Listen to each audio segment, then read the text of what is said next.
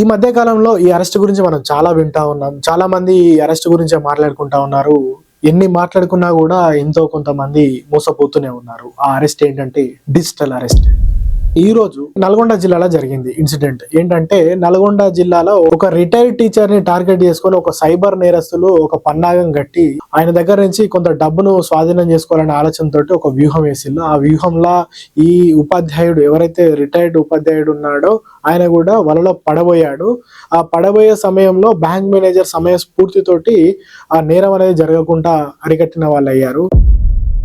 అదేంటంటే retired teacher ను వలలో వేసేందుకు మీరు డిజిటల్ అరెస్ట్ అయ్యారు, బెంగళూరులో ఒక కార్యకలాపాలలో మీరు పాల్గొన్నారు, ఆ కార్యకలాపాలు చట్టరీత్యా నేరం, సో మీ డిజిటల్ లావాదేవీలు అనేటివి నిలిపివేయబడుతున్నాయి, మీరు డిజిటల్ గా అరెస్ట్ అవుతున్నారు అని చెప్పేసి ఫోన్ చేసి ఆయనకు భయభ్రాంతులకు గురి చేయడం తోటి ఆయన నిజంగానే ఇది నిజమే అనుకొని భయభ్రాంతులకు గురై హుటాహుటిన 18 లక్షలు పట్టుకొని బ్యాంకు పోయి డిపాజిట్ చేయబోయాడు.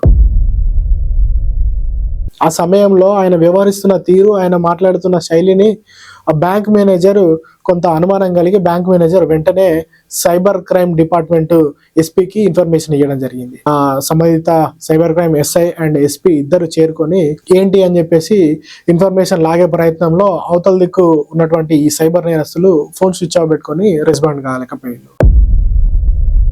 అంటే ఇక్కడ చూసారా, ఒక భయం, ఏదైతే పోలీసులు అనే ఒక భయంతో 18 లక్షల రూపాయలు మోసపోయబోయాడంటే చిన్న మాట అండి.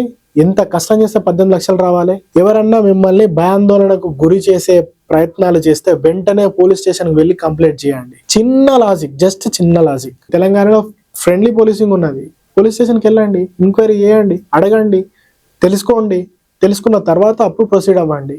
అంతేగాని ఏదో వాడు ఫోన్ చేశాడు భయపెట్టిండు అని చెప్పేసి ఎవరి పడితే వాళ్ళకు డబ్బులు వేయకండి.